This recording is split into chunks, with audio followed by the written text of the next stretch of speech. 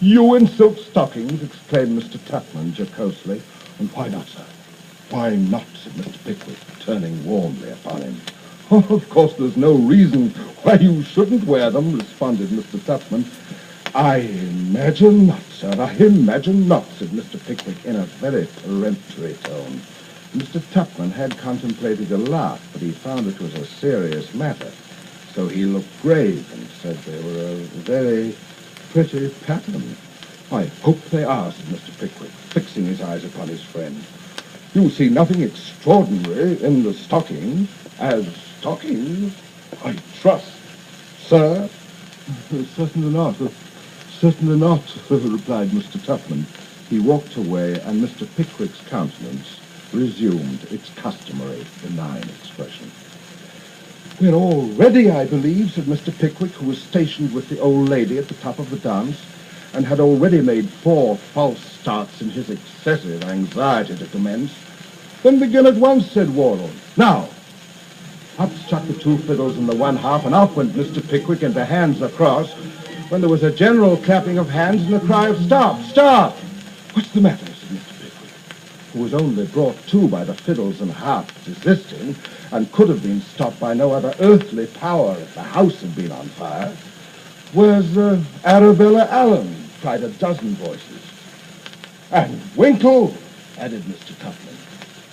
Here we are, exclaimed that gentleman, emerging with his pretty companion from the corner.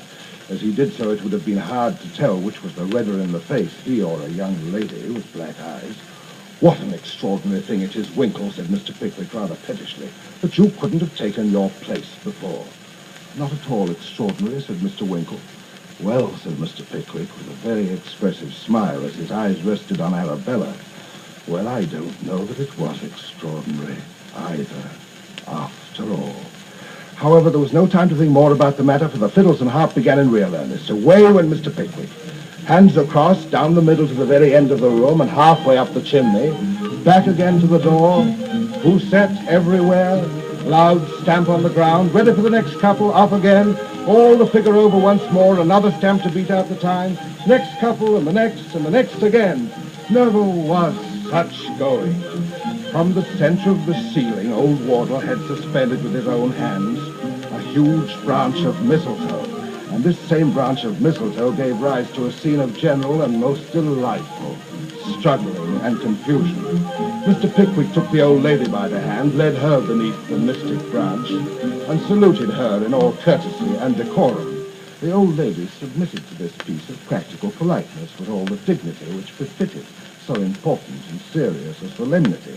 But the younger ladies, not being so thoroughly imbued with a superstitious veneration for the custom, or imagining that the value of a salute is very much enhanced if it cost a little trouble to obtain it, screamed and struggled and ran into corners and threatened and remonstrated and did everything but leave the room until some of the less adventurous gentlemen were on the point of desisting, when they all at once found it useless to resist any longer and submitted to be kissed with a good grace.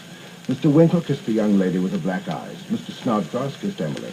And Mr. Weller, not being particular about the form of being under the mistletoe, kissed Emma and the other female servants just as he caught them.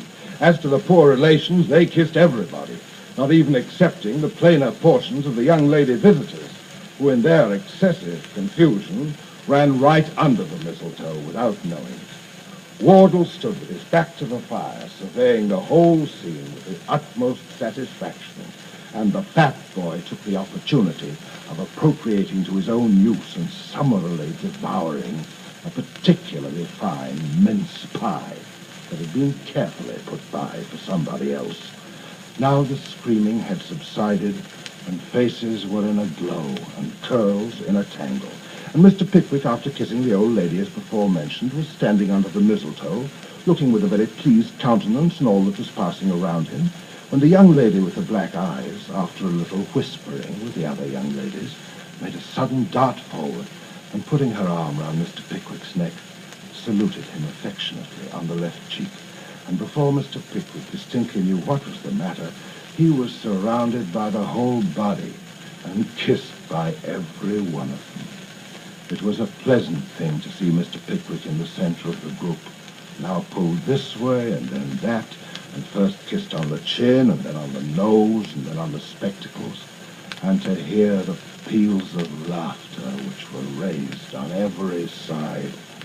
When they were all tired, there was a great game at snapdragon, and when fingers enough were burned with that and all the raisins were gone, they sat down by the huge fire of blazing logs to a substantial supper and a mighty bowl of wassail, something smaller than an ordinary wash-house copper, in which the hot apples were hissing and bubbling with a rich look and a jolly sound that were perfectly irresistible. This, said Mr. Pickwick, looking around him, this is indeed comfort. Our invariable custom at Christmas time, replied Mr. Wardle. Winkle, my boy, break up the fire. Up flew the bright sparks in myriads as the logs were stirred. The deep red blaze sent forth a rich glow that penetrated into the farthest corner of the room and cast its cheerful tint